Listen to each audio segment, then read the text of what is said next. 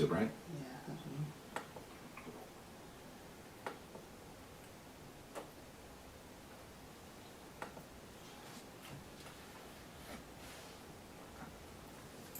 You're on. Ankh and Ma'at, we are coming to you a little bit late. We had some technical issues.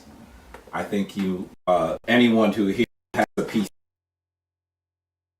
wants to do updates, it does updates. So that was a challenge that we had. I'm really hoping that you are with us. I'm hoping that even though we're starting about a half hour late or so, that you are going to come into the room so that we can have our important conversation. We can recognize the voices, the echo of our ancient African ancestors, and we can be powerful practitioners of spirituality. With that, let me welcome you to Kemetic Ascension for May 9th, 2021, Mother's Day. We're going to talk a bit about that today.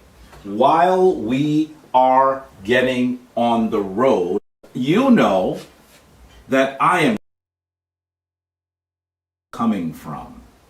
We want to know exactly how far our voices, our images are reaching. So please, let us know how long you have been partaking in Kemetic Ascension, brought to you by the Shrine of Ma'at. And we also want to know where in the world you are. Where are you? Are you just a few blocks away? Or are you literally on another continent? We'd love to know where you are coming to us from. Particularly as we stand here on a beautiful day that, at least in the United States, there is a celebration of motherhood. And so we know that so many of you probably have different sorts of plans for today. And we're honored that you have chosen to join us on this wonderful Sunday that has, at least in Harlem, New York, been blessed by the rays of rock. Please let us know how long you have been part of Kemetic Ascension and where in the world you are coming to us from. Let us know that you are hearing us live on Facebook, live on YouTube. And I want you to be all absolutely clear that this is a wonderful time for you to share the link on YouTube, for you to absolutely decide that this is a great time for you to also tag your friends on Facebook. I know that you know at least 3 people that you communicate with, people that see the world in similar ways that you do, that should be here with us. So please, expand the reach of the Shrine of Ma'at. Expand what we are trying to do.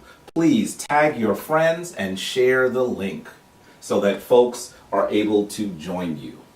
So Anika, do we have anyone that has chimed in with us today? Sinette Michelle.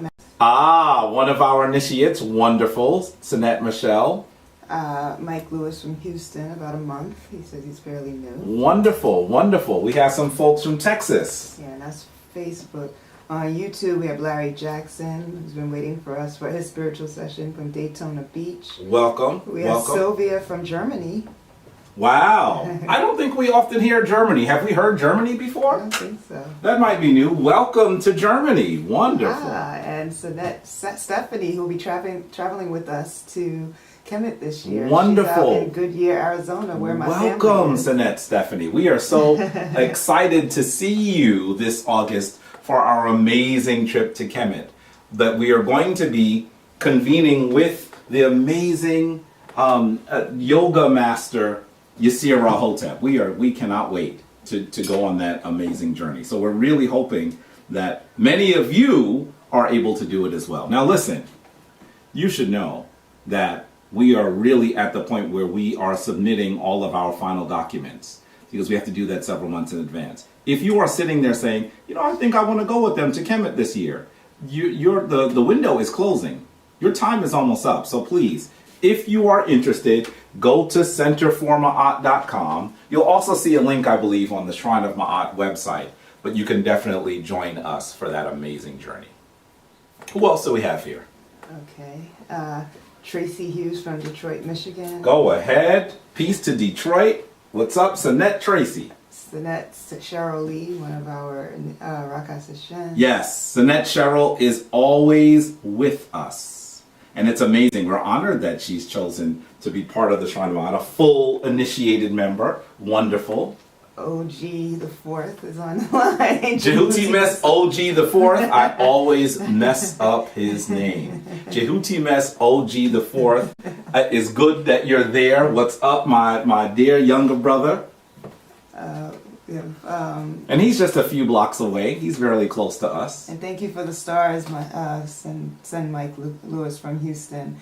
And we have Nefer Atum, who's in the house. We have Latanya Duncan from Dallas. Wonderful. Another Texas person.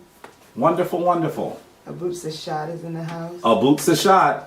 We were just saying when we were not live on time, we were just saying, Abut Sashad must be busy doing something, because she would have texted us like, what y'all doing? What, we going live or not? That's what she usually does. You know, she keeps us in check, right? She keeps us in check.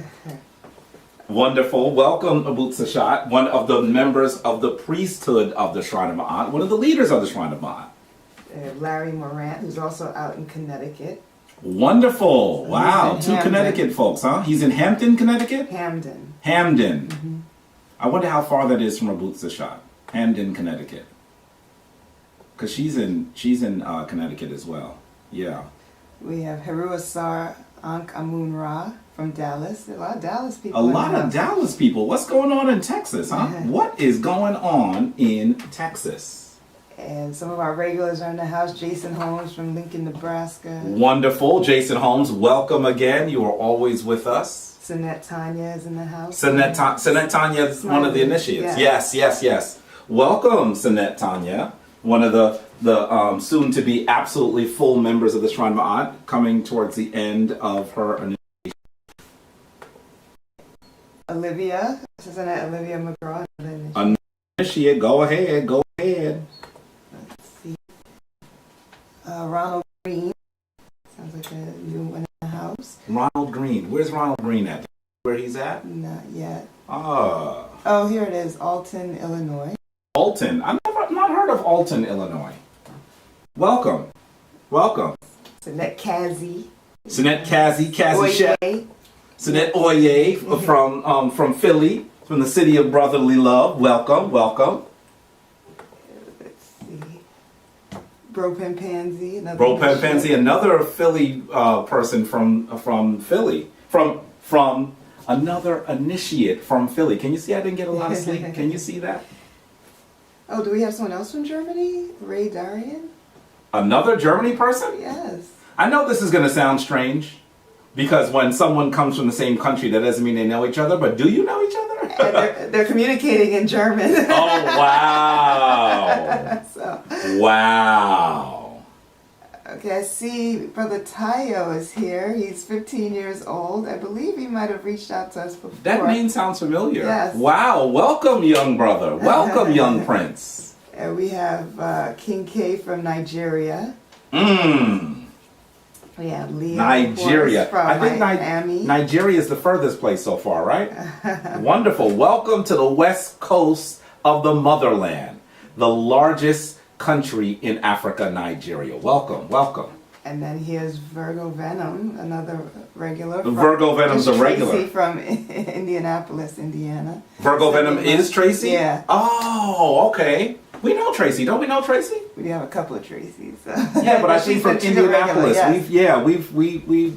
We've seen you. We have a few Tracys that come on, right? But I think we know you from Indianapolis. Anken Ma'at, and welcome. Cortia is in the house, Atlanta. Cortez. That name is familiar. Cortia. Cortia is actually someone that's been on before as well. The name is familiar. Welcome to Hotlanta. She's Jamaican, right? Tracy Ann sent us some stars. Thank you very much. Thank you for your stars. You know very well, folks, that as we always say, which came to us from Abu Waziri or Abu Waziri or Abu Vernon. We don't do this for money, but we need money to do it. You've heard us say that. So dua for your stars, and please make sure that if you are able to, send donations to the Shrine of Ma'at. You can do it on Cash App. That's an easy way. $ Shrine of Ma'at. That's a really good way to do it. And we're also on PayPal, so you can do that as well. Okay, send Cleo. Send Cleo? Yeah. Send Cleo. Send Cleo has a different name. Cleo Ford. No. Yeah, doesn't Cleo Ford have a different name? No? Send Cleo. Uncle Ma'at send Cleo. Brother We do Robert. know you. Brother Robert. He's being initiated member. What was that? Brother Robert James from London, UK. Yes, someone that we've seen for a while. Yes, welcome, Brother James, Brother Robert James from London. We cannot wait to get there. And Twawu to send that Tracy Walker for your donation. We really appreciate you. Bronchi from Dallas. Dallas is big here. Wow, what's going on in Texas right now? And that Demetra is here. We have Another initiate. Yes, we have sent Carl from Tulsa, Oklahoma. Wonderful. Let's see. Rich Douglin, another initiate. Another initiate. Go ahead. Welcome. Tashi Swart, another initiate. Welcome, welcome. We see her holding down the lighthouse. I see her. Thank you, several Brother Rich, times for doing the that. stars. We really appreciate you. Ankh and Ma'at and Dwa. Thank you so much. To At Ross Sirius from Wichita, Kansas. Do we usually hear Wichita, Kansas? Yes, she's a regular. Wow. Wonderful. And let's see who else we have on YouTube. Charles from Namibia. Namibia. I think that's further than Nigeria, isn't it? Yeah. I think Namibia is the farthest place right now. Sometimes we get folks from South Africa, which I guess would be a little bit further away, but Namibia is now the furthest place that we're hearing today. Welcome, welcome. Wow. So yeah, I think I got most of the people there. Wonderful, Detroit, wonderful. Michigan, Tracy Hughes is in the house. Can we say welcome to you all? We are honored that you've chosen to spend this magnificent, splendiferous Sunday with us as we absolutely hearken to the voice of our ancient African ancestors and practice our spiritual forms in the manner in which they practiced it. So I want to say dua to you all for being here. We are honored that you've chosen to come and spend this time with us. We are so, so honored. You look like you were about to say something else. That's why I stopped. Yeah, I wanted to say Twawu, we had another donation that came in. But things are moving so quickly. You're moving quickly, huh? Demetra, yes, and that Demetra sent in a donation to us. Thank you so much. Dua. We appreciate your donations. Absolutely, we do. Okay. Brother Coben. Oh, so you say Happy Mother's Day, Queens. Wonderful. Dua. Happy Mother's Day.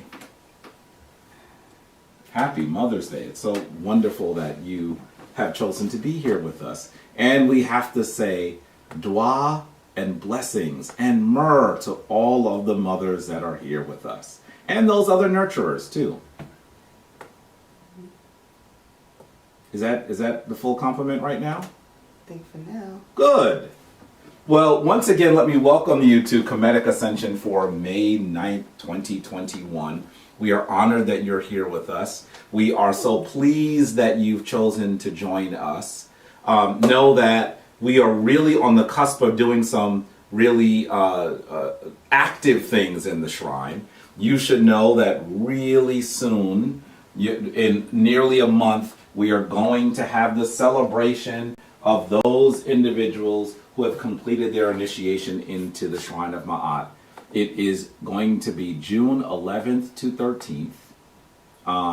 Did I get that right this time, or did I mess it up again? No, you're fine. Always mess that up. Friday to Sunday. Yes, it's Friday to Sunday. We're going to have a number of activities. It is primarily for folks who have already been initiated to the Shrine of Ma'at. But if you sought to come and celebrate with those people who are completing their initiation process, you should do so. It is on the Saturday, which is June 12th at 2 p.m. in Central Park. If you want to know what part of Central Park we'll be in, look for the Dana Discovery Center. We will be having our ceremony there at 2 p.m. in Central Park. And please now mask remember, up still. we are still in a pandemic. We're going to be distancing, and we're also going to be masking. And so please be prepared if you're coming to celebrate. And for those of you who are full members of the Shrine of Ma'at, let us know that you're coming, because we have a large range of activities planned that entire weekend. In many ways, this is the beginning of a celebration that the Shrine of Ma'at seeks to do, that is known as the Opet Festival. So we cannot wait. I'd say from this year on, we're going to have these gatherings in the late spring, early summer, and we're hoping that all of you who are part of the Shrine of Ma'at family will come. So please make your arrangements, get in your car, get in a plane, and come for this weekend, and let us know that you're coming. You should see an email really shortly as well. Anika, did you want to add something? Yes, we have Abu Zephaniah, or Tahuti, in the house. Abu Chehuti, also known as Abu Zephaniah, who is one of the members of the Wenwet, the priesthood of the Shrine of Ma'at, the leaders of the Shrine of Ma'at. Welcome, welcome, welcome to you. Yes, Anna Rodriguez. Who has been with us from day one. Yeah. Ankan Ma'at to Anna Rodriguez, who I believe is in Long Island. I kept saying she was in Jersey. She's in Long Island, I'm pretty sure. Welcome, welcome, welcome. And welcome to Nyota. Where are you? You're moving so quick. Nyota Neo and Latanya Alexander. Welcome. And we also have Dwan Henderson. Welcome. Are they saying where they're at? Not yet. Okay. And we have Aaron Akhenaten the fourth. Sinette Nikki Taylor is here. And Sinette Nikki Taylor is one of our full initiates. Ankan Ma'at to you. Coben says he's home with his mom where he first watched The Shrine of Ma'at. Oh yeah, is that where you first saw it? Wow, wonderful. Am I watching too, or does she think I'm crazy? Because my mom still thinks that's fine. We're very close, but she still thinks I'm a little crazy. I might have said to you. He's from New Who's Jersey. that? Kenyon Allen. Allen, wonderful. Just a few months ago, my mother said, "You know, I always thought when you were growing up that you were going to be a priest." I said, Mom, I am a priest. She said, "You know what I mean?" I said, "No, I don't know what you mean. I'm not just a priest, I'm a high priest." So, everyone struggles with the distinction of me no longer being part of the Roman Catholic tradition and being in the ancient African tradition. She does struggle with it at times, but we're still pretty close. Yes. Latanya says she's from Brooklyn, so not far away. Is she in Brooklyn or from Brooklyn? She says Brooklyn. Because you know y'all Brooklyn people. Anika be bigging up Brooklyn. She has been in Harlem longer than she was ever in Brooklyn. And half the time she was in Brooklyn, she was a little kid, which really meant her parents were in Brooklyn. I was in Brooklyn until college. Yes, and then you've been went back home after college and was in Brooklyn for some time. And what's some time? A few weeks? No, for 2 years. No, you weren't. You left college straight to Okay, for 6 months. Yeah, that was 2 years, not 6 months. Look how quick. She cut it in a fourth. What? Real quick. Brooklyn is in my heart all day long, so yes. you can say whatever you want. Even now, when we're at a concert, BC, before Corona, when we would be at a concert or a comedy show, when they would say, "Is Brooklyn in the house?" She'd be like, "Ah!" Then they say, "Is Harlem here?" She'd be like, and Latanya says she still lives in Brooklyn. Oh, okay, see? Not saying a word. Why? Because Anika views herself as a Brooklyn girl. So even though she's lived in Harlem for probably somewhere around nearly 25 years. Nearly 25 years she's lived. She's in Harlem as well, so. Oh, see? See what I mean? She still lives in Brooklyn, but she's in Harlem as well. So she probably hangs out in Harlem. Look, leave the Brooklyn These Brooklyn people, man. Don't be sad that you're from Queens Village.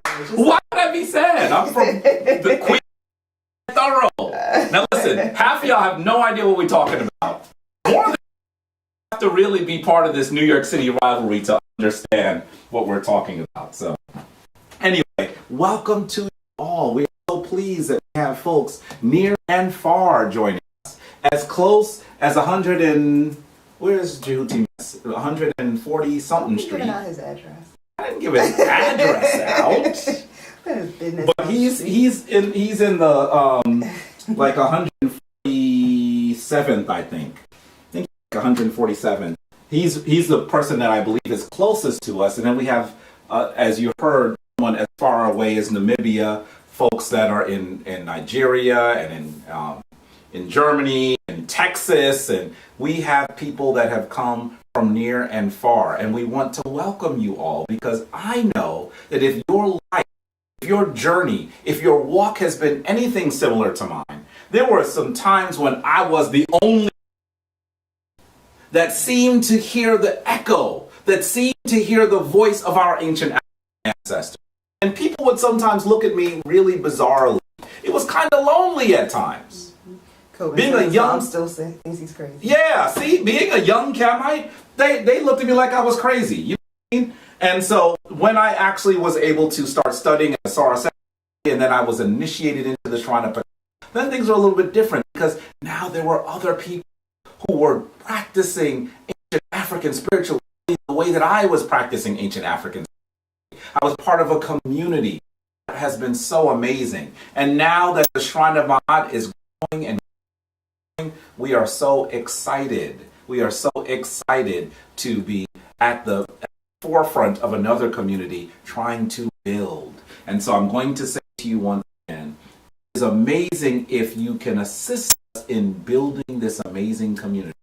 How should you do that? You are looking at us on Facebook. You should be absolutely liking and sending this to friends on Facebook. And if you are joining us on YouTube, share the link. You could share the link anywhere you want. But I know that there are some people that should be here with us. So it is so amazing that you are here. I don't know what you're showing me. I'll say, StreamYard is not working. Oh, good. Good. And I'm going to say to you that we're going to try to see if we can start also going live on IG. That's another thing that's going to drive us crazy, right? But we are going to try to begin to absolutely also stream on IG shortly, because I really believe that if we're able to cover the different social media platforms, that will reach larger audiences. So we would love for you to assist us with that process as well. So welcome once again to Kemetic Ascension for May 9th, 2020. About mothers today as well. Now, you know that when we begin anything of as practitioners of Kemetic spirituality, as individuals whose lineage goes back to the Shrine of Ptah, that wonderful shrine that began with our shrine elder, Baba Heru Ankh Ra Samad Se Ptah. The individuals whose journey absolutely allowed us to be on our journey. You know that when we begin anything important, we do that ritual that we brought back to existence. That is called the opening of the way. And so I ask you to join me in our opening. That means that you are going to stand in what we call the position of adoration. You are going to see this position, this form, this posture on walls for thousands of years. Our ancestors believed that that you are able to send and receive divine energy. So you would have your hands exposed in front of you. And you know very well that you are able to sense things sometimes when you do this. So you're going to place your hand in front of you, palms in front, and you're going to have the left hand a bit further forward, the right hand a bit further back. You can put your hand a bit higher than the right hand. Now don't do this. We see people do this. That's not what it is. Try to just, if you're going to break your wrist at all, break them ever so lightly. And your feet are going to mirror that your hands are going to be standing with your left leg a bit further forward from your right leg. The left side of your body, symbolically, according to ancient Kemetic spiritual philosophy, the left side is that which gives, and the right side is that which receives. And so think of it this way: you must give in order to receive. And so stand in this position as we do this incredible monumental ritual known as the opening of the way. To us by our shrine elder, Baba who might be checking in and hiding in one of these grandchildren are doing. So let us stand and begin with a deep breath and the word life, Ankh. Take your breath.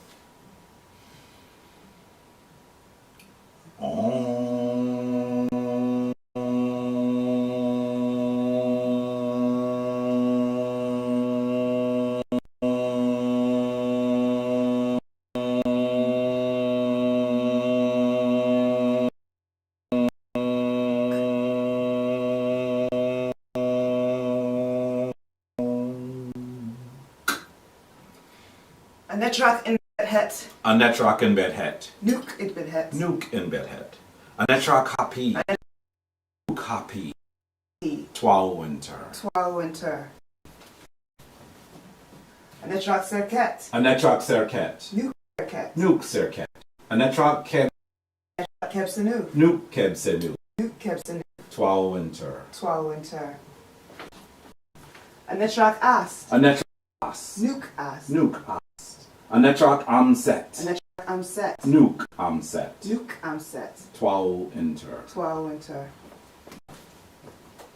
Anetrak Neat. Anetrak Neat. Nuke. Nuke Neat. Anetrak Dwamu. Twal Winter. Twal Winter. Return to front. Anetrak Newt. Anetrak Newt. Anetrak Geb. Anetrak Geb. Newt Geb. Twal Winter. Twal Winter. Anetrak Shoe. Anetrak Shoe. Shoe. Shoe.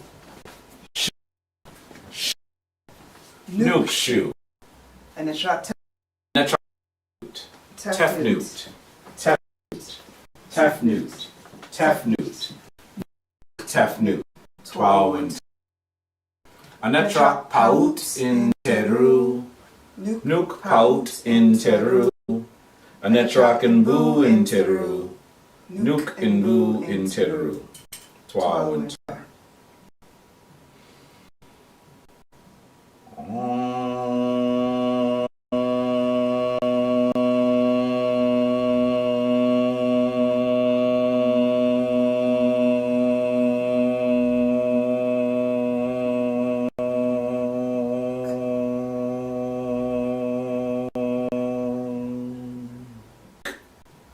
Twal Winter. Dwa, dwa, dwa. Dwa. Do this amazing ritual with us. Know that this ritual absolutely reminds us of the stuff that we are made of. It reminds us that we are spiritual beings. Spirituality, those things that seem to beset you, that seem to challenge you, that are frustrating. You are a divine vessel ensconced in divinity. That there is nothing that is beyond you. When you remember exactly what you are made of, it will allow you to do the work that you have been placed on this planet to do. We are really hoping that you will do the opening of the way, not just for Kemetic Ascension with us, but you will do it at the beginning of your day. At the very least, at the beginning of your day, because the opening of the way reconnects you to your fundamental nature, your fundamental divineness. Once you start the day, reminding yourself that you are divine, that you have all of the powers, the rights and responsibilities of divine, now all of a sudden, those things that are challenging you will no longer be beyond your control. You, in fact, are at cause. You are the one that is in control. But as long as you don't recognize your control, then all those things can actually have dominion over you, and it can actually feel like you are at their behest. So please make sure that you do the opening of the way at the outset of every day. So we have someone from Japan. Oh! Patrick McCartney. Japan. I think Japan might be further away. Is that the furthest person now? Yeah. I'm pretty sure Japan is further away than Namibia. Definitely. So let's just say that now we have Japan. Wonderful. It is wonderful. Welcome for joining us. Welcome. Welcome. I'm so happy that you're here. We have folks near and far, all recognizing the power of our ancient African ancestors. It is absolutely magnificent. So you might know I need to wet my throat a little bit before I start coughing. I want to absolutely remind you that at this part of Kemetic Ascension, what we do is we go into Hesi. And we certainly miss the Hesi masters. I must say to you that we miss them. But understand that Hesi is something that you should do on your own in your life. It is a reminder that one of the most important ways for you to receive divine energy is for you to do it in harmony, in song, in chanting. This is the way that our ancient African ancestors did it for thousands of years. So, because today is Mother's Day, I think that we will do a Hesi that has been constructed by Anika. A Hesi, you constructed it, did you not? Not much construction. I mean, we did it together, Yeah. but it was mostly yours, almost all yours, right? Why are you looking like that? I wish you could see what I'm seeing, folks. See, you just see me. You don't see the faces, the expression she's making back there. She looked at me like, I did it. Yes, you did do it. She did it. This is not a hyperbole. That's exactly what she did. It's a Het Heru Hesi, and we know that Het Heru is both the wife of Heru, but she is also one of the divine mothers. The lady of beauty, the lady of harmony, the lady of music, and so the lady of love. And so the Hesi that Anika made, can you tell us how it sounds, Anika? Het Heru Nefer Henamer, Het Heru Nefer Henamer. And how many times do you do that part? About 4 times. 4 times. Mm-hmm. And then we say, then we do the Het Heru Nefer Henamer the 5th time, but instead of just saying Nefer Henamer, we say Nefer Hena, Nefer Hena, Nefer Henamer. So it's a very simple Hesi, but hopefully what it will do is it'll get you to focus on a particular energy. What does that mean, Anika? Could you explain to us what it means? So Nefer means beauty or being one of good intentions or being good. And Mer is to love. So we're saying that we both find her to be beautiful and that we want to give love to Het Heru. And Henna is once again? Henna means with or and. Right. So beauty we're saying, and love. Right. So we're saying Het Heru with beauty and love. That's what we're really saying. Okay, does that make sense? Het Heru Nefer Henamer. Mm-hmm. And so you know, it's a simple Hesi, but it should help you to absolutely galvanize that divine frequency that is Het Heru. It's the kind of Hesi that you might just be walking down the block, might be gardening, might be washing dishes, might be doing something, and just go into Hesi. And that could be really, really powerful. So, let's get with it. We hope that you are ready for it too. Right? Let's go.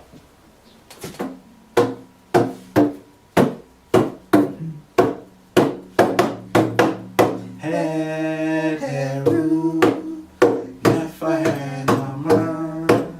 Het Heru Nefer Henamer. Het Heru Nefer Henamer. Het Heru Nefer Henamer. Nefer Hena, Nefer Hena, Nefer Henamer. Het Heru Nefer Henamer. Het Heru Nefer Henamer. Het Heru Nefer Henamer. Het Heru Nefer Henamer. Nefer Hena, Nefer Hena, Nefer Henamer.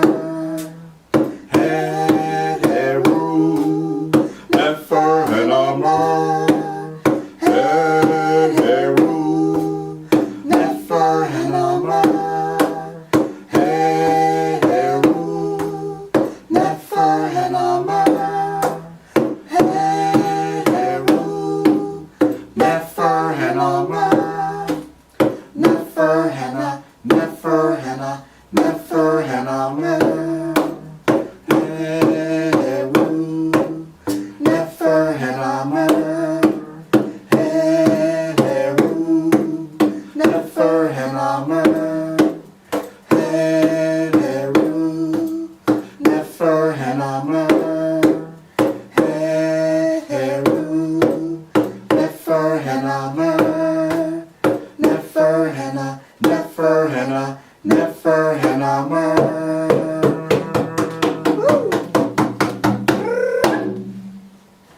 Dwa, dwa, dwa. Hopefully you're joining us in these, Hessie, because we're hoping that what you'll do is you'll get accustomed to them as well, and you will incorporate them in your spiritual practice so that you can absolutely draw in and draw out the energy of Het Heru.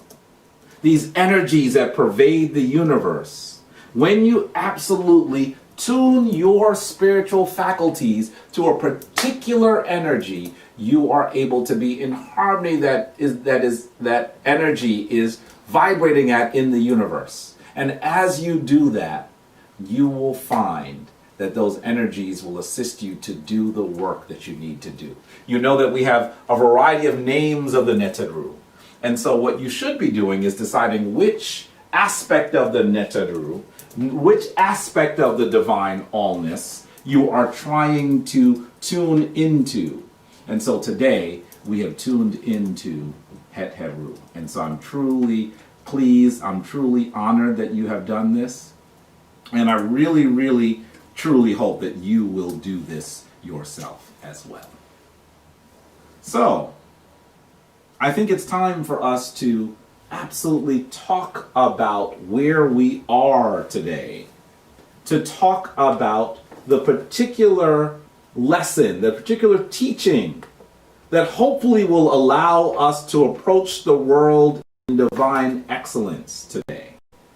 And of course, here in at least the United States, there is the celebration of motherhood. And while you might often hear me revile or at least bristle at the celebration of many of the secular holidays in the United States, in the West, this one, a celebration of motherhood, is so powerful and so necessary that I have to say to you, this is one that I get with. Do you hear what I'm saying? This is one that I get with. And I know that yesterday, Ani drove way out on Long Island. We were way out on Long Island to celebrate my mother and my sisters, to celebrate particularly my mother, who is and has always been an important element in my life. And so it was wonderful to spend time with them, although it was freezing because we were outside. I want you to know that while so many of these holidays have been put in place, I believe, in order to control us, there is nothing wrong with celebrating your mother, celebrating those ladies that absolutely have nurtured you, who have assisted you to be the person you are, who might still be assisting you, either in physical form or from the ancestral realm. It is so magnificent that we spend time thinking about these great ladies. And I want to say to you that as we look at the context of motherhood in the United States, it has come with some trouble for women in the African diasporan community. We'll talk a bit about that. Still, I must say to you, today is the day that you celebrate your mother. Celebrate those divine feminine nurturers with you. Today, talk of the wisdom in sacred motherhood. Now, I have to say to you that in the last week, there was a very interesting discovery, very interesting news out. I thought it was fascinating. There was a study that was published in the Journal of Archaeological Science that found that there was a woman from ancient Kemet who had passed and was Sahufied, and they recognized as they did scans of her Sa, known as her mummy. Mummy is not an ancient African word, so Sa is the word we would have used. As the researchers took scans of her Sa, they realized that their understanding of who this individual was completely wrong. So what were they actually saying? First, they believed that this person was a male priest. They realized that this was not a male priest, that it was in fact a woman. A woman who passed away somewhere in her 20s or early 30s. And through these scans, they were able to tell that she, at her passing, was very pregnant. that she was 6 or 7 months pregnant, which is very interesting. Very, very interesting. In many ways, it is a sorrowful thing for anyone to make their transition and leave their family members here on the physical plane. That absolutely invokes sorrow. But to do that without having this child, this baby, come into existence and live their life must have been almost too much for her family and for her friends and for those around her to bear. And so we can imagine how difficult this was. I think it was so interesting that they thought that this person was a male and it was actually a female. It speaks in some ways to the proclivity in the Western world to defy and to ignore femininity. And so this is of critical importance that we were able to recognize that this was not only a woman, but a budding mother. And this was very powerful. I've been told that our elder, Baba Karu Ankra Samad Se Patah, has joined us. Please give him some myrrh. You have heard me say every Kemetic Ascension, every gathering of the Shrine of Ma'at, that his walk is what allows us to be. And so we have to give him divine unks and praise. Please give some love to the elder who is with us. Give him some myrrh. Just go into the position of adoration and send energy. Oh, you thought your energy could not be felt by him? Japan, yes, there's someone in Japan. Because you're in Namibia, yes, there's someone in Namibia. Because you're in Texas and Dallas, yes, there are people in Dallas and Texas, in Nigeria, and also in New York City. But I want you to know that your divine energy is not delimited by physical space and time. Send our elder, Baba Heru Ankra Samad Se Patah, some energy. Give him some divine myrrh, some divine love, so that he may continue to walk and to do the things that he has been doing all of these decades. We're so honored that he's joined us. Can I say Ankh Ma'at to our elder? I know he's probably not in a group of people right there, so he's probably feeling a little bit embarrassed, but embarrassed from afar. Yes, please give him some myrrh. Give him a call. If you've been vaccinated, please go visit him. Please don't get our elder sick. Okay? Please go visit him. And one of the ways that you can continue to give him myrrh is to simply go to his website for the Studio Patah and give him an offering. He can also receive donations as well, by the way. So you don't have to always send him money just because you want him to do some work. Why don't you send him some ducats just because of the work he's already done? So please, I'm going to ask, I don't know if he knows the link for donations, but please make sure that you're also sending him donations and that you're following him on social media. So, myrrh to Baba Heru, we're so honored that you've chosen to join us. Okay. So is someone putting the link for his donations in there? No? It'd be great if they could. So that you can send him some myrrh and some love. So let's continue. So we were looking at this finding, which I found extremely interesting. You absolutely can see that this individual, this ancestor who had passed away, absolutely was not a man, but was in fact probably a woman of some stature. Of some stature. I don't know why they assumed that it was a male priest. Maybe this is a priestess. But she died at about 6 or 7 months pregnant. And you can imagine how sorrowful that was. I know that I am waiting to get a copy of the Journal of this particular edition of the Journal of Archaeological Science, Journal of Archaeological Science, JAS, so that I can read more about this, because I think that it's absolutely fascinating. So just think that at this week that abuts Mother's Day, we had a recognition of divine, ancestral, ancient motherhood that came to us this week. This is the first time that they'd ever seen a pregnant Kemetic Sa. had never been discovered before. So that is very interesting. Now, there were other things. There's so many things. We could talk about this for an hour. We certainly don't have time. But I think it's so interesting that this particular ancestor is being housed at the National Museum in Warsaw, Poland. Did you know that the National Museum in Warsaw has 40 sahu? I wonder who gave them those sahu. Who allows them to house them there? African, did you get a text, an email, a smoke signal, a two-way page? Yes, I'm taking it back, a two-way page. Saying we're going to have the bodies of ancient Africans here, so we want to know what you think about it.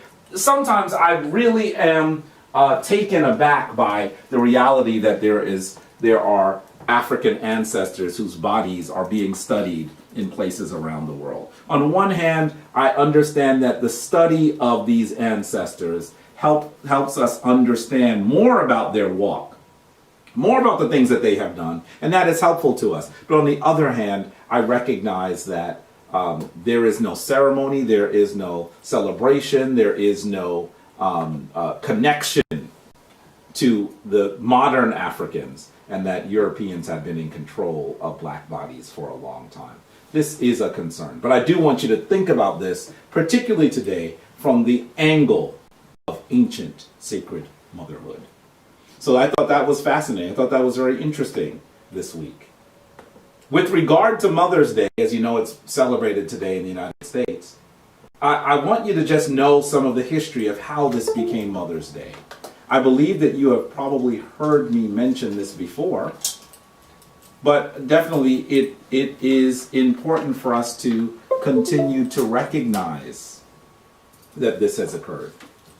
So, Mother's Day was founded by Anna Marie Jarvis in 1908 as a celebration of her mother, Anna Reeves Jarvis.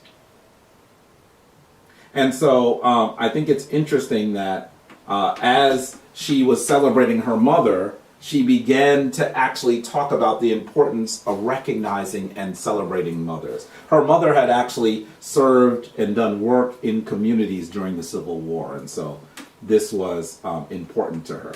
She says, this is Anna Marie Jarvis saying, "I hope and pray that someone, sometime, will found a memorial Mother's Day commemorating her for the matchless service she renders to humanity in every field of life. She is entitled to it."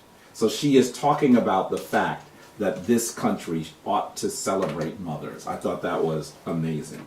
Now keep in mind that shortly after that, they did the same thing that happens in the United States that you might be aware of. They commercialized it. So florists and greeting card companies really jumped whole stream into it and began to profit immensely. Anna Marie Jarvis was upset about that. She says, "A printed card means nothing except that you are too lazy to write to the woman who has done more for you than anyone in the world." Very interesting. "And candy," she continues. "You take a box to mother and then eat most of it yourself." A petty sentiment. Very interesting. She absolutely got to the point where, with the commercialization of Mother's Day, she absolutely was frustrated by it. In fact, she tried to dismantle Mother's Day as she became older because she was very disturbed at the commercialism that was placed in it. Instead of recognizing and spending time and showing care to mothers, instead what people were doing is they were simply spending money in the millions and billions later and giving this to florists and to greeting card companies. So recognize that that's how she felt. And then Anna Marie Jarvis herself died in a sanitarium that could not have been easy in 1948, and she had none of her own children. This is the founder of Mother's Day. I think it's interesting that as we talk about Mother's Day in the United States, very few people ever mention her name. It's probably because she did not approve of the direction that the celebration went into. And so her name has been removed. And I think that we ought to listen to her feelings about this day. But I have to say to you that as I look at Mother's Day, and I think that it is an amazing celebration that we should be involved in, we should be mindful of the ways that we celebrate these great divine female nurturers. At the same token, as a person of African descent, I ask a fundamental question. Is the context of black motherhood radically different than motherhood for the tomboy woman, for white women? Is the context, particularly in the diaspora, different? I would argue yes. As the descendants of enslaved, as we celebrate motherhood and everyone wants to place commercials and have these incredible encomiums around around motherhood, and I cannot help but think about the challenge of being a woman of African descent in the United States, when many African women and men had little control of their offspring, little control of their reproductive cells, little control of their lives as men and women, as enslaved people. And you see here an etching of a man selling a baby away from the woman who begs the enslaver. This is the reality. And I know that it is not wonderful and heartwarming to think about this, especially on Mother's Day, but isn't this part of the context that motherhood comes to people of African descent with? Take a look at this. Even after enslavement, we can hear how people were struggling to reconnect with their families. Look at this advertisement that was put out by a man named Thornton Copeland in right after the Civil War. It says, "Information wanted. Information is wanted of my mother, whom I left in Fauquier County, Virginia in 1844. And I was sold in Richmond, Virginia, to Samuel Copeland." You can see that he is using the name Copeland, although he was sold to this European. Can you see that this challenge here? "I formerly belonged to Robert Rogers." Robert Rogers is where his mother was. "I am very anxious to hear from my mother, and any information in relation to her whereabouts will be very thankfully received. My mother's name was Betty, and was sold by Colonel Briggs to James French. Any information by letter addressed to the colored Tennessean, Box 1150, will be thankfully received." This was on September 16th. Now I want you to hear that this challenge of maintaining the integrity of family has been something that has beset people like us, people of African descent, since we were forcibly removed from our homes, and continued to beset even our African brothers and sisters who suffered with colonialism on the continent. This is the context of motherhood. We don't just get to think about chocolate candy and pink roses. We have to think that this society sought to destroy motherhood that we are living in. The painful context of descent must contend with, and it does not do us any to pretend that that did not occur. There must be healing that must occur. Ask Brother Copeland, who is still found himself festooned in the name of someone who raised him as chattel. And he tells you about the places his mother was sold to. By the way, notice that he's saying to send a letter to the colored Tennessean. Some of the newspapers that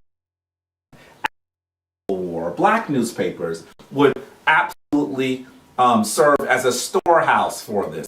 You would receive a letter to the newspaper saying, "I know where this person is, I know where your wife is, I know where your children are, I know where your grandparents are," and they would send them back to the person who had placed the ad. Sometimes they would put another ad in. The person who placed the ad would read the ad. I'm going to say to you that if that is your standard, that you crave a connection to your mother so much that you would put an ad in the newspaper to ensure that those that these European enslavers sought to break could not be broken. You have no idea how important Mother's Day is to the African American community. So that Olivia says she lives near Falkirk County. Really? Mm-hmm. Wow, that's exactly where this occurred. That's exactly where this occurred. And I bet you know people in that area that have the Rogers name. Rogers. Why? Because that of these cruel bastards who owned our people. You can see that has the name of the person he was last sold to. Can you see that? This is happening after the Civil War.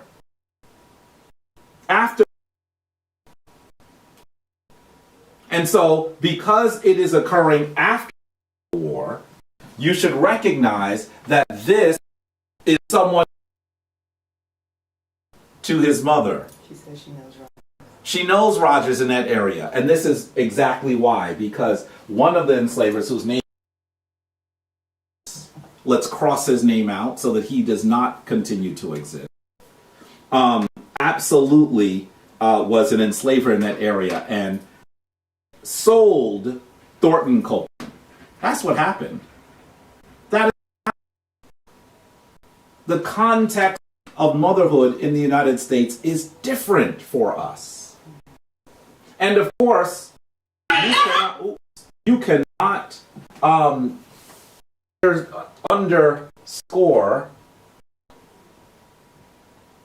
you cannot lose the context here.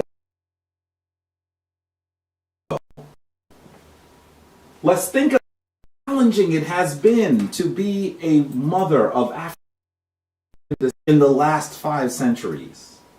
I'm just showing you a few of the mothers, the parents in fact, because there's a father here as well, that have struggled with the fact that while enslavement is over, the systems that were created during enslavement, I know that you all are now probably aware of the fact that these enslavement patrols absolutely ruled Africans with terror. Enslavement were shifted into police patrols. First police patrols began as slave patrols. And so as a system that tore away children, we absolutely see that even today in 2021, that there are mothers who are still struggling with the system that is tearing away children. Not into enslavement, but now they're being torn away by bullets and torn away by structures that think that a mother should not be able to have agency over the life of her child. So you're seeing Jasmine Headley. I don't know how many of you are familiar with Jasmine Headley, but look at her beautiful little son there. Jasmine actually went to, I believe it was the HRA office, the Human Resource Administration office here in New York City, to receive financial assistance. And if you have ever asked the government for assistance, one of the challenges that you have is that you have to go through a lot of hoops and there's a lot of waiting. Jasmine was with her son and she became tired. So what did she do? She found a space near a wall and she sat down on the floor. And the security guards decided that they told her that she couldn't sit there. And because she didn't move fast enough, they arrested her, charged her with assault, although the video shows that there was no assault, and they wrenched her 2-year-old child from her arms like a piece of luggage. That's what happened. So thankfully her child is still with her and alive. But this mother spent 5 days in jail for this kind of inhumane treatment. It should not be lost to any of us that we should be able to connect this treatment back towards what occurred to our and our children and our fathers during enslavement. And then, of course, as we look at Jasmine Headley, as difficult as that situation was, at least her child is alive. Look at the others on this screen. You're seeing Samaria Rice, whose 12-year-old son, Tamir Rice, was shot by police as they jumped out of a car and shot him while he was playing with a toy gun. Killed a 12-year-old. How about Tracy Martin and Sabrina Fulton, who were the parents of Trayvon Martin? And then you're also seeing a picture of Gwen Carr, who is standing there and dealing with the death of her son, Eric Gardner in Staten Island, as the police accused him of selling loose cigarettes. These are parents that have lost their children. This is the context. This is the reality. And we see in the middle an image of Ast, the beautiful lady, the mother who is struggling. That's why she's holding her arm. She is in sorrow. I am telling you that our African ancestors recognized the power of motherhood, but they also recognized that that was not always an easy path to be on. Ast is with these divine mothers as they struggle. And they will struggle. That's the reality that we are facing. This is the context that we are facing. Why, I remember I must have been about 5 or 6. I was in either kindergarten or first grade, around there. And while I was in school, as often occurs, a police officer and talked to us about policing and about being good and all this other stuff. And he even proceeded to put several of my friends in handcuffs.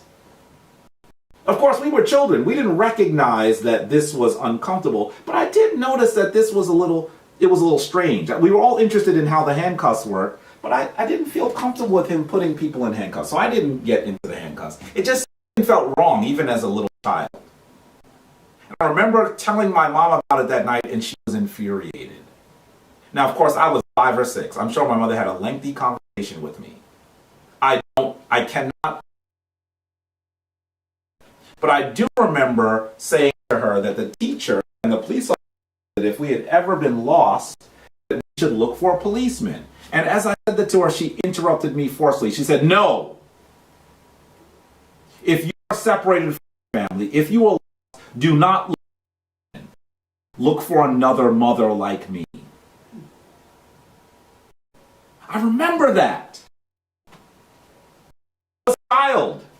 A very young child. But these are the sorts of bargains that black mothers have to make in the United States.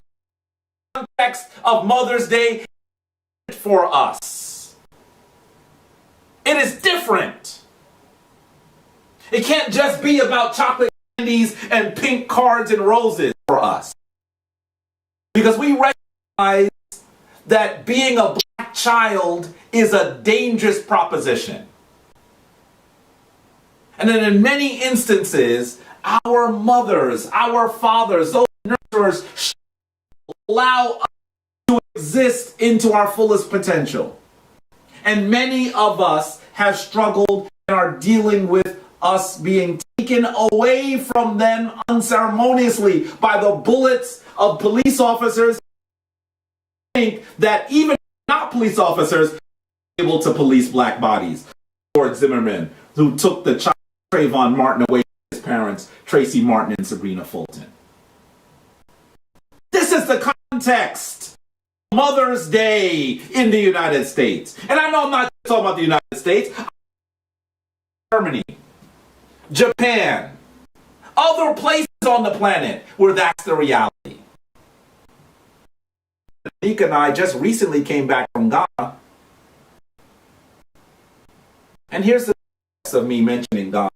I know that we were driving in Ghana, or really being driven around in Ghana, because we didn't drive. We could, but we as we were driving, we always would remark on how difficult roads are. Ghana needs roads. Better roads. Gigantic potholes sometimes. Now I'm going to tell you, the potholes didn't stop us wanting to be on the motherland. When we got off the plane in Ghana, we were You should have seen us. We probably looked like little kids. Tired, but little kids just smiling, looking around, smelling the smells, saying hi to people. And I remember that the chief that we spent a lot of time with said to us, at one, you see this interview that we'll release that Anika did, a wonderful interview that she did with him.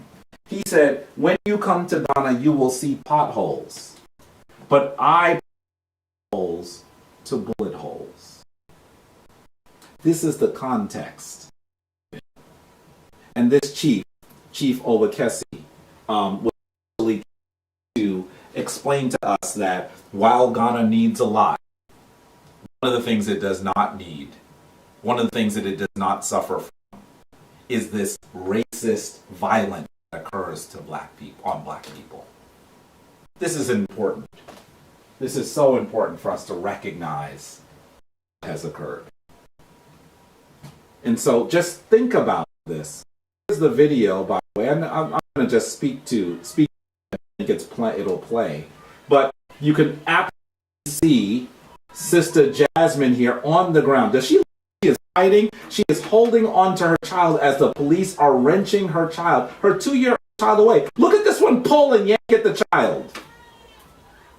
While people are screaming, why are they doing this to her? And after they did this and pulled her child from her, they had the nerve to put her in prison for 5 days. Of course, after the video was released, the video showed that she did nothing but was brutalized by the police. Of course, now she was released and the charges were dropped and the city council apologized to her. I believe that she was trying to settle this case. But this is the reality of motherhood in the United States. So here's the question I ask for you. What does ancient Kemet have to tell about motherhood and its importance? Because we need to draw from another standard. We need to remember that which we have always known. We need to go back and fetch it. We need to remember what the standard of motherhood was when we were at the forefront of civilization. That's the work that we must do in order to fully embrace Mother's Day today. So take a look at this. You are seeing really, really old statues of the divine that come from Kemet. The one on the left is in the Brooklyn Museum. The one on the right is in the Metropolitan Museum. They are so old we do not know the names of these deities. And we also do not know whether it is meant to depict the same deity. We have very little information about this. But I want you to recognize that the first images of the divine that you will find in Kemet are those of divine feminine characters. That is what you will see.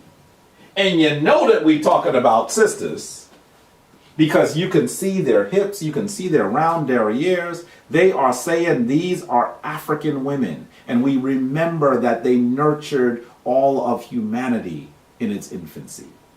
That is what we are seeing here.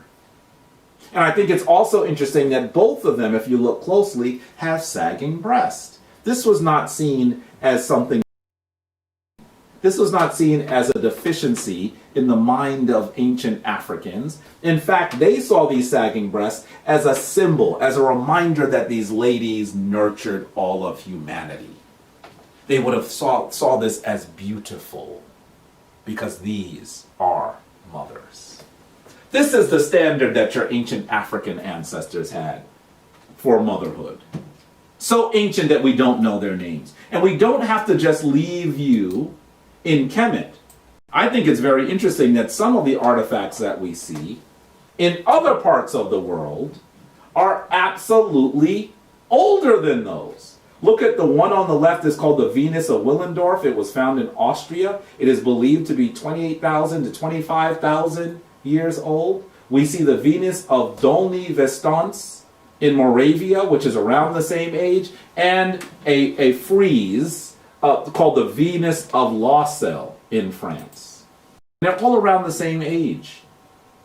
I think it's interesting that just as in the Kemetic image, their faces are not always well defined, because I think that these are meditations on the power and symbolic prowess of motherhood. Not of a particular person, but of divine feminine motherhood itself. Look at the sagging breasts. Look at the wide hips.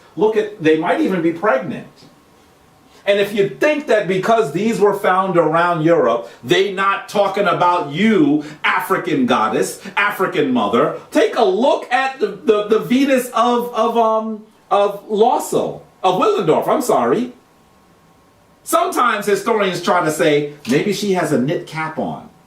Folks, you know cornrows when you see cornrows. Don't you know cornrows when you see cornrows? This is a reference to African mothers. That's what this is. All over the world there is a memory of that great lady who suckled, who gave birth to all of humanity. That's what we are seeing here. This should be the context for motherhood worldwide. This should be the context, the thing that we remember, the thing that we are into. Now you should know how we look at the work of creating Mother's Day in the United States. The only celebrations of motherhood that were ever recorded were recorded. Should you be surprised by that? The chief image of it is the image of us suckling Heru. The chief image is of us holding Heru in her lap. This is the image. So you should know that in your ancient African traditions, motherhood was of primary importance. That all of us had to recognize that it was only through divine motherhood, divine, sacred, African, ancient modernity, that we were able to absolutely reach the throne, that we were absolutely able to be the powerful people that we were meant to be. So you should not be surprised by and Heru on her lap that motherhood was extremely important. And we see that there was a celebration to us held on the vernal is what we call fall, the vernal equinox, for 4 days beginning in the end of October. And it was this large drama. Autumnal is fall. That's right, I'm sorry. So this might be incorrect. I need to figure out, it's probably the spring equinox. That's right, not in the end of October. But why is it the end of October? I need to do some research to make sure I'm giving you the right information. The vernal equinox, yes, is the spring equinox. And so I think that would be the celebration of us. But let me do some research and figure out exactly why also as in October, because it is the autumnal equinox when it occurred. But it was a 4-day drama that life and the work of us.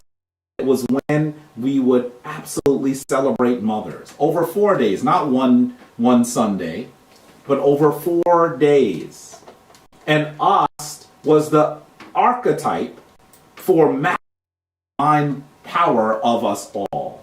And over suffering, because remember, in her grand spiritual drama, she was this powerful queen married to a powerful king, but that king is assassinated as their brother seeks to steal the throne from him. And so she has to go on this great journey to reclaim the pieces of her husband, to put them back together, to take in his divine seed so she can have a spiritual birth and allow the son to be born. And then she has to raise the son. And she's in hiding because Setesh is still after her to destroy her and her son. And as she hides, she dresses in rags and has to clean the homes of wealthy women. This is almost a meditation on the condition of our African mothers today. Powerful ancient queens, but forced to absolutely work for wealthy women cleaning their homes. In some ways, there is, it almost would seem that our Kemetic ancestors recognize that this would occur to us. But they don't leave her there.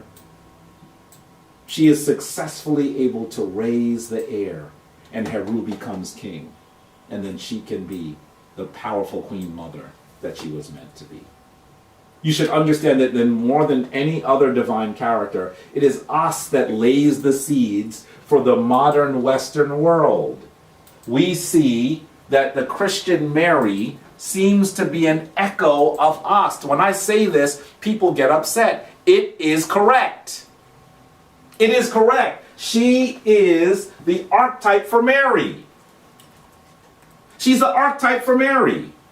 That's what we are seeing.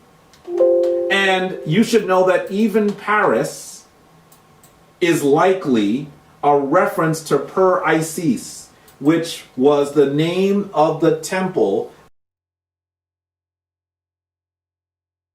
Seems to be a reference to the Temple of Ast, one of the most important European cities. Actually secrets the name of your great ancient African mother in it.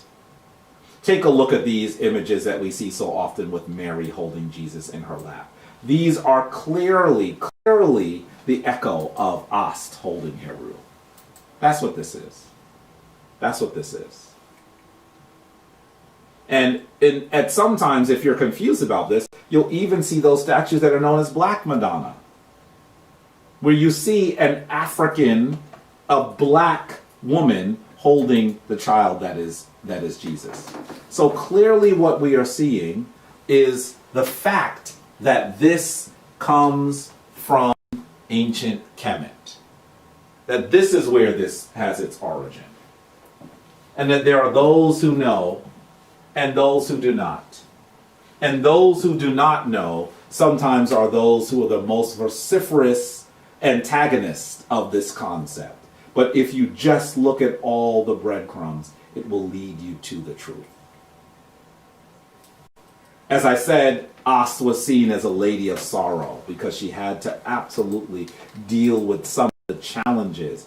When I look at these images of Ast holding her head or with her hands in front of her face, I see Sabrina Fulton. I see Gwen Carr. I see, to a lesser extent, Jasmine Headley. I see Samaria Rice. That they are these powerful mothers who have to deal with sorrow. And of course, as I mentioned, Paris, take a look at the crest of Paris. You can absolutely see that Ast is following a star and that she is represented on the front of the barge. That was supposed to be a reference to the creation of Paris. So let us recognize that that is what we are seeing. Let's talk a little about understanding the divine feminine, because it seems very clear that our ancestors were referencing it when we had this great discussion. And you're seeing here Asar standing with the great ladies, Ast and Inbethet, who were known as the Mary, the ladies of great love, the beloved ones, the ladies who assisted in putting his pieces together and resurrecting him. You're seeing this other image here, which is beautiful, of Ast on the left and Inbethet on the right. And they have led to the resurrection of Asar. They are the golden ladies. You're seeing they're sitting on the Nebu, so they're being called the golden ladies. And this symbol here, known as the Jed, is the symbol of the resurrection of Asar. And you can see that he has gotten to divine, his soul has gotten to divine everlasting life, because you see Ankh on top of it with the Ka, the soul, the spirit symbol, and the sun. So he has actually come back into his great awakening. He is the sun that has risen. That is what we are seeing. This is powerful. And it's even occurring in a rocky place. Can you see that to the left and to the right of the great ladies are the symbols of mountains? And that around it you see this rocky place that the baboons who are worshiping the sun absolutely are in, this resurrection is occurring in a rocky place. This story is one that you should recognize is the archetype of the resurrection of Jesus. And so you're seeing here the temple that is consecrated to the sun. And you cannot look around and see that this temple that today is known as Buto, you cannot look at this temple with this massive gateway and not recognize that Ast is going to play an important role here, because he is the divine. He is the divine child raised by Ast and his aunt Inbedhet. Let's talk briefly about Inbedhet, also known sometimes as Nebtehet. And some of you might be more familiar with the name the Greeks gave her, called Nephthys. Nephthys. When you do your research, you're probably, unfortunately, going to have to look for Nephthys. She's a member of the Pasejet, which is what the Greeks call the Ennead, one of the most important of all the deities. And she comes forth from a tomb in that city known as sister of As, the wife of Setesh. So Setesh, who kills Asar, she is the wife of her, wife of him. And it's very interesting that she flees him in order to assist with the resurrection of Asar and the raising of Heru. She's a protector of Asar, and she is known as the aunt and nursing mother of Asar. Why? Because in the Merkuti text, it is said that he climbs to her knees. So she is also known as one who gives him nursing, or at least one who gives him nourishment and nurturing. Very interesting. She's sometimes called the mother of Anpu, but Anpu is also sometimes known as the mother of Bast or Ast, which I think is very interesting as well. She's the mother of fiery reckoning. It is said that Inbedhet incinerates the enemies of the king. Very interesting that she is also the fiery reckoning. I think that sometimes we think that is Sekhmet alone, but Inbedhet is also known as the one who incinerates the enemies. She's the protector of Hapi, of the Mesu Heru, and she is also the protector of the Bennu bird. I'm giving you a lot of information here. You're going to have to go back and listen to it to do your research, so you better understand Inbedhet. But the Bennu bird is the origin of that bird that we know as the phoenix. The phoenix is originally described as the Bennu. So I want you to understand that our Kemetic ancestors created the phoenix. She's also known as Inbedhet, the bed of the bed of life, meaning that she stands by the bed of Asar, and also known as the queen of the embalmers. Interesting, very interesting. She's connected to festive ceremonies. In one of the ceremonies, everyone would drink beer, and it's written that she removes the beer, the king's hangover. Very interesting. So that when you have been out a little bit too much and been drinking, you should be praying to Inbedhet. Did you know that Inbedhet is the one that removes the hangover of the king? I think that's an interesting inscription. She is known as the queen of darkness that allows me, and she is sometimes represented as a kite bird or even a falcon. She is the mistress of Hekau, or words of power, and of fertility, and she is known as Mary. Take a look at these images of Inbedhet. She has a bowl on her head. Looks like she has a house on her head. In fact, that is her name. The bowl is Neb, which means Lord or mistress. House, that image under there is of a house with the little T sound in there, which Baba Heru sometimes calls the breast, and others also call bread. So her crown is literally her name, Inbedhet. Here's a statue. This is a late statue, but here's a statue of Inbedhet as well. And here is the kite. By the way, that's a dangerous looking bird, isn't it? That bird looks like if it does not like you, you need to move away. That's what it looks like. It's a dangerous bird. Other images of Inbedhet. And she is also Lady of Sorrow. Can you see her here with her hands in front of her face? Also mourning the death of Asar. In the Mirkuti text it says, in Utterance 2:16, line 150, I have come to you in Bedhet. I have come to the evening barge. I have come to you. True is she over the red. Did you know that Inbedhet's name is also she over the red? Listen, when you read these things, these are powerful, right? I get excited too. I would think that one of the colors of Inbedhet is red. She over the red. Interesting. I have come to you. She who remembers the cause. Remember him, Unas. Powerful.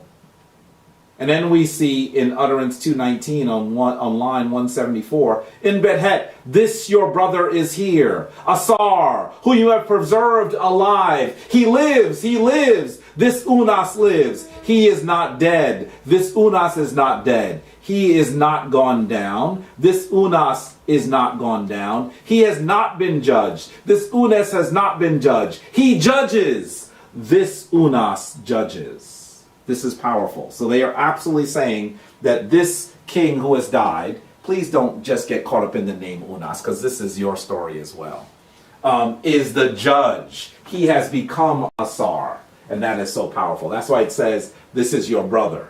So that when you die and you are Makeru, you actually are Asar. In Utterance 2:22 it says, he comes down to meet his adversary and stands up, the greatest chief in his great kingdom. Inbedhet praised him after he had captured his opponent.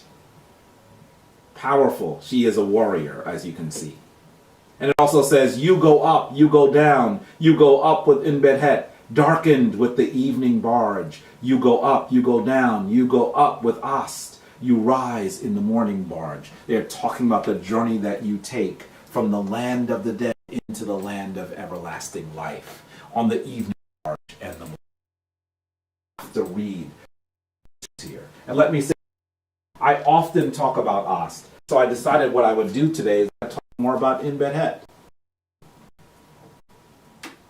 And so I would ask you, practitioners, as we come to a close, what are the things that you should do today to recognize Inbedhet? Perhaps to recognize Het Heru, to recognize Ast. What are the things you should do today? Should you not go and pay homage to your mother and to the lady that gave you sustenance, the lady that gave you nourishment, and that even if she has made her transition, this is the day for you to get up into your ancestral altar. Write her a letter, light a candle, give her homage, the food that she loved, and those things for your mother that you must do to recognize that she is your throne, that she is your divinity, that she is your gateway to the divine. Please do these things today. Think about the colors you would utilize. We just read that Inbedhet. Maybe you're going to add red to it. What hekau will you utilize today? We taught you a hekau recently. Hekau, Nefer, Het Heru, Nefer, Nefer. You're going to use certain hekau. What foods should you offer to the great ladies? What music should you use? What were you saying? And you could say Inbedhet. You don't have to say Het Heru, right? We're trying to give you the idea that we're talking about the divine ladies, right? And that there are many, many names. What fragrances would you use?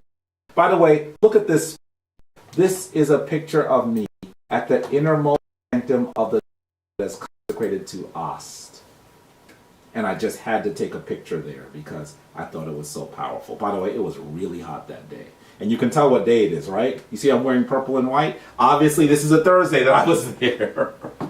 But I want you to really think, practitioners, about how you are going to give myrrh, how you are going to give power, how you're going to give blessings to both the women in your life that are your great nurturers and those women who have made their transition, who are the ancestors. Today is the day to focus on the mothers. Today is the day to say great hekal to Ast, great hekal to Inbedhet, great hekal to Het Heru, great hekal to Neat, great hekal to all of those ladies, to Serket, that are powerful descriptions of the divine. And don't get so ethereal. Focus on those women that are around you too. We are so pleased that you've joined us, and I truly hope that we've given you both a historical, philosophical, and practical understanding of some of what you should do today. Mother's Day is in a completely different context for us, a different ancient context and a different modern context. Just because you're out celebrating your mothers and those great feminine nurturers, it doesn't mean that you have to do it the way somebody else does. That are much older than those of the youngest people. Do what you will to celebrate your mother today. I want to say the divine force in me meets the divine force in you. Dwa, dwa, dwa, partaking in. Please spend the rest of the day in divine female, divine nurturing energy. Dwa. Forward for the final affirmation.